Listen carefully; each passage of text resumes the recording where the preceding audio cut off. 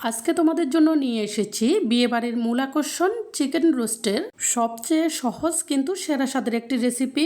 ভিডিওটিতে থাকবে কিছু গুরুত্বপূর্ণ টিপস যাতে করে পারফেক্টভাবে চিকেন রোস্ট রান্না করা যায়। অনেকের মধ্যেই ভয় কাজ করে চিকেন রোস্টটা পারফেক্টভাবে রান্না করতে পারবে কিনা, সেজন্য আমার এই রেসিপিটি স্টেপ বাই স্টেপ ফলো করে রান্না করলে খুব সহজে এটি রান্না করে নিতে পারবে, বিশেষ করে নতুন রাঁধুনি কিংবা ব্যাচেলররা। তো ফ্রেন্ডস, আমি তৃপ্তি আর তোমরা দেখছো তৃপ্তির রসুই ঘর। তাহলে চলো আর দেরি না করে রান্নাটা শুরু করে দিই। মজাদার এই রোস্টটি রান্না করার জন্য প্রথমেই দেখো একটি মগে আমি কিছু গরম জল নিয়ে নিয়েছি। এখন এখানে কিছু গুঁড়া দুধ গুলে নেব। এখানে গুঁড়া দুধ দিয়ে দিচ্ছি 3 চা চামচ মতো, তোমরা চাইলে বাড়িয়ে কমিয়ে দিতে পারো। অনেকেই বলে রোস্টে লিকুইড দুধ কিংবা গরুর দুধটা দিলে ফেটে যায় কিংবা ছানা হয়ে যায়, কিন্তু গুঁড়া দুধটাকে এভাবে গুলিয়ে দিলে দুধটা ফেটে কিংবা ছানা হয়ে যাওয়ার কোনো সম্ভাবনা থাকবে না। এখন দুধটাকে সাইডে রেখে দিয়ে এখানে আমি বাটিতে একটা মশলা গুলিয়ে নিব। মশলাটা হচ্ছে রাঁধুনির রেডিমিক্স রোস্ট মশলা। এই মশলাটা বাজারে কিনতে পাবে। এই মশলা দিয়েই খুব সহজে চিকেন রোস্ট রান্না করে নিতে পারবে, আর বাড়তি কোনো বাটা কিংবা গুঁড়া করার ঝামেলা থাকবে না। এরপর এখানে আমি বড় সাইজের 2টি লেবুর টুকরা ভালোভাবে চিপে নিব।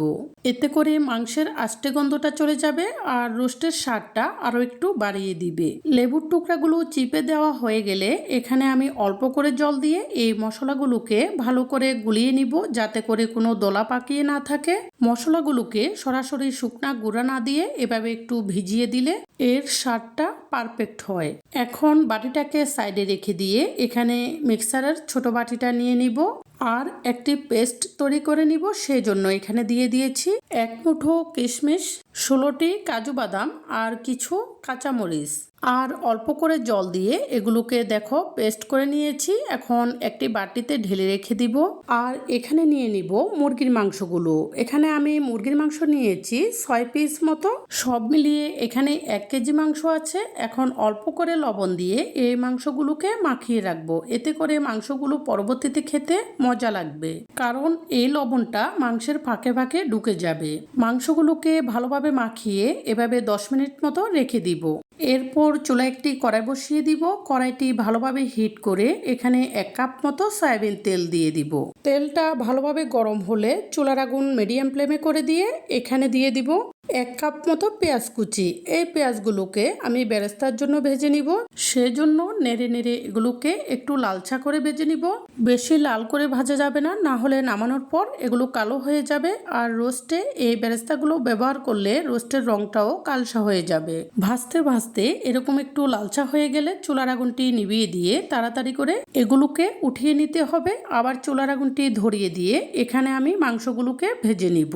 3 পিস করে দিয়ে মাংসগুলোকে ভেজে নিব। তোমরা চাইলে কিন্তু এই মাংসগুলোকে কেটে আরো একটু ছোট করে দিতে পারো, আর যদি এভাবে দিলে পছন্দ করো তাহলে এভাবেই দিতে পারবে।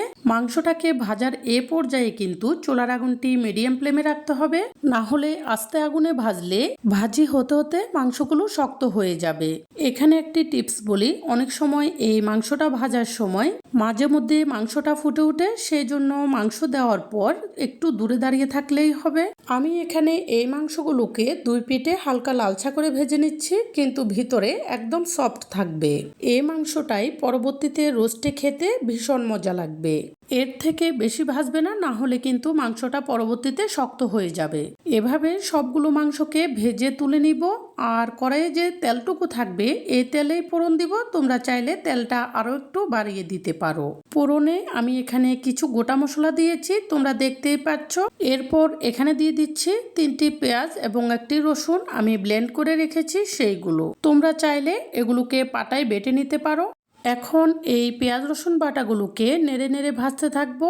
আর ভাজতে ভাজতে দিয়ে দিব 1.5 চা চামচ লবণ এবং 1 চা চামচ আদা বাটা। এরপর এগুলোকে আবার ভাজতে থাকবো একটু লালচা হয়ে যাওয়া পর্যন্ত। ভাজতে ভাজতে কিছুটা লালচা হয়ে সুন্দর সুগন্ধ বের হলে এখানে দিয়ে দিব হাফ চা চামচ মরিচের গুঁড়ি। মরিচের গুঁড়িটা দেওয়ার কারণে রোস্টের লুকটা অনেক সুন্দর আসবে। এরপর নেড়েচেড়ে একটু ভেজে গুলিয়ে রাখা মশলাটা দিয়ে দিব। এ পর্যায়ে চুলার আগুনটি কমিয়ে রেখে এই মশলাটাকে ভালোভাবে কষাতে হবে। মনে রাখতে হবে মশলাটাকে ভালোভাবে কষানোর উপরে রোস্টের স্বাদটা অনেকটাই নির্ভর করবে।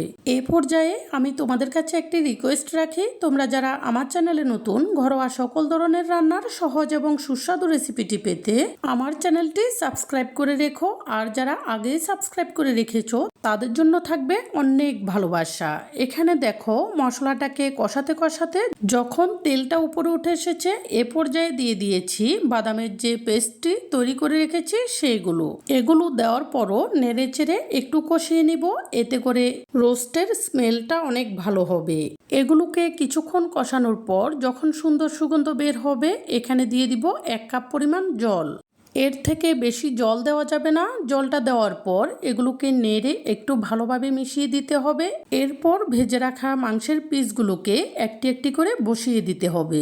সবগুলো মাংস দেওয়া হয়ে গেলে এগুলোকে আলতোভাবে একটু নেড়ে দিতে হবে আর উলটপালট করে গ্রেভির সাথে মাংসগুলোকে একটু ভালোভাবে মিশিয়ে দিতে হবে। একটু সাবধানতার সাথেই করতে হবে, কারণ যেহেতু মাংসগুলোকে একটু নরম ভাব রেখে ভেজেছি, এতে করে মাংসগুলো খুলে যেতে পারে।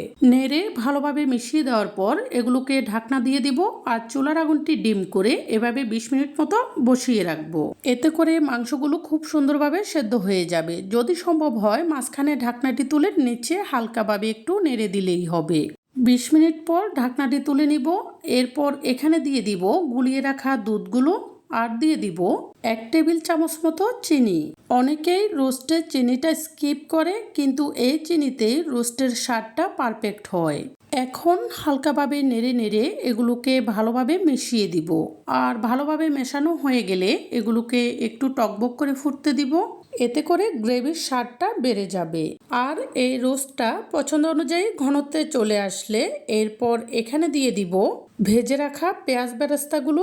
এই বেরেস্তাগুলোকে উপর থেকে ছড়িয়ে দিতে হবে আর হালকাভাবে একটু নেড়ে মিশিয়ে দিতে হবে। মেশানোর পর চুলার আগুনটি নিভিয়ে এভাবেই রোস্টগুলোকে চুলার উপরে কিছুক্ষণ রেখে দিব, কিছুটা ঠান্ডা হওয়ার জন্য। এতে করে এর স্বাদটা আরো একটু বেড়ে যাবে। এরপর এটি পরিবেশনের জন্য সম্পূর্ণ প্রস্তুত হবে। একবার এভাবে মুরগির রোস্ট রান্না করে দেখো, নিজের রান্না খেয়ে নিজেই আবেগ আপ্লুত হয়ে যাবে আর পরিবারের সকলের প্রশংসায় পঞ্চমুখ হবে। রেসিপিটি কেমন হয়েছে কমেন্ট করে জানাতে ভুলবে না। আর যদি কোনো রেসিপি রিকোয়েস্ট থাকে অবশ্যই জানাবে, আমি দিতে চেষ্টা করব। যদি রেসিপিটি পছন্দ হয়ে থাকে অবশ্যই লাইক, কমেন্ট এবং সাবস্ক্রাইব করে সাপোর্ট করবে আরও নতুন নতুন রেসিপি উপহার পাওয়ার জন্য। এই বলে আজকের মতো এখানেই বিদায় নিচ্ছি। পরবর্তীতে চলে আসব নতুন কোনো রেসিপি নিয়ে। সেই পর্যন্ত সবাই ভালো থেকো।